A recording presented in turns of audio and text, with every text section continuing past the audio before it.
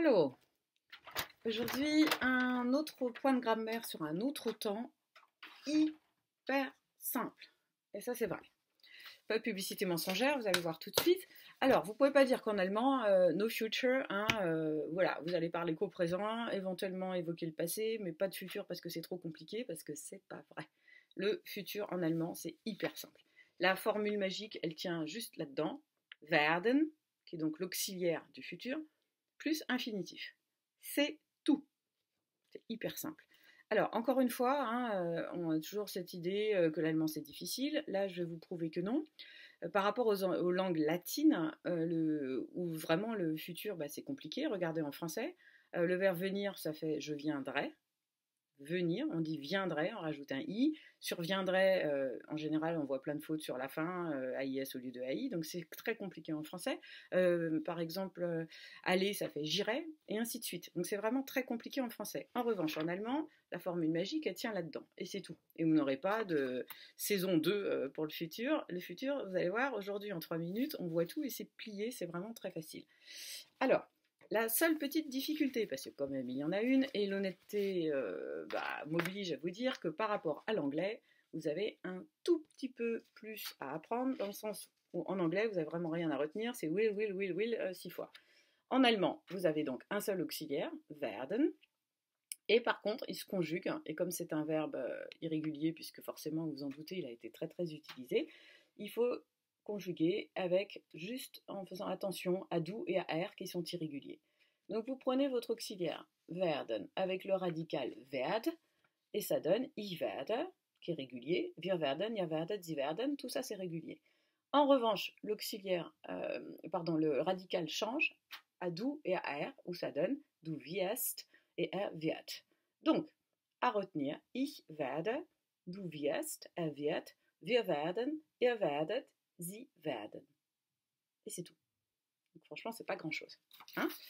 Alors, vous n'avez pas, par contre, en anglais, vous avez un futur proche, vous n'avez pas en allemand. Donc, ça ne sert à rien de dire je vais vous parler, ich sprechen, ou comme en anglais, essayer de faire deux futurs, il n'y en a qu'un. Donc, c'est vraiment très simple. Werden plus infinitif, c'est tout. La deuxième petite chose à retenir, par rapport à l'anglais toujours, c'est similaire à l'anglais, puisque l'anglais, vous avez will plus infinitif. En allemand, vous avez werden plus infinitif. Alors, vous avez vu que j'ai laissé des petits points, là, les Pünktchen, pour dire que, puisque ce sont deux verbes, c'est toujours la règle qui prévaut en allemand, vous avez le verbe en deuxième position, et puis le deuxième verbe, il attend patiemment la fin de la phrase, c'est donc lui qui va clore la phrase. Entre deux, vous mettez les compléments. Donc, par exemple, ich werde morgen mit dem Zug von 15 Uhr nach Hamburg ankommen. Et vous attendez la fin de la phrase avec ankommen. Si vous avez écrit une phrase et que vous vous relisez et que vous voyez que les deux verbes sont, comme en anglais, collés au milieu de la phrase, forcément c'est que c'est faux. À ce moment-là, vous prenez votre effaceur et vous remettez le deuxième verbe, c'est-à-dire l'infinitif, à la fin. Et c'est absolument tout.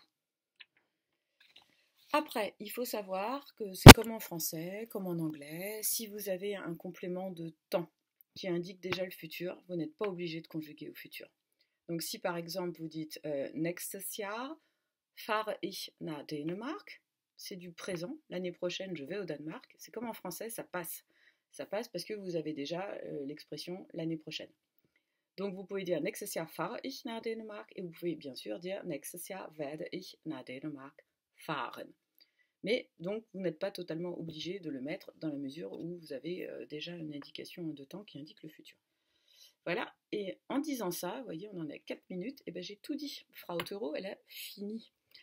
Je résume vite fait. Non, mais c'est vraiment pour vous dire que le futur, il n'y a pas de raison de ne pas en faire, c'est vraiment très simple. Vous retenez que c'est werden plus infinitif. Que l'infinitif, vous le mettez au bout de votre phrase quand tout est fini, et qu'il y a une seule conjugaison à apprendre, avec juste deux personnes irrégulières, do et er, et puis c'est tout. Alors, pour me prouver que vous avez un grand futur qui s'ouvre à vous, justement, je vais vous faire un petit QCM auquel vous allez avoir, je l'espère, 10 sur 10. Et puis voilà, comme ça, ce sera un point de grammaire, je l'espère, définitivement réglé. Voilà, et bon QCM. Tschüss.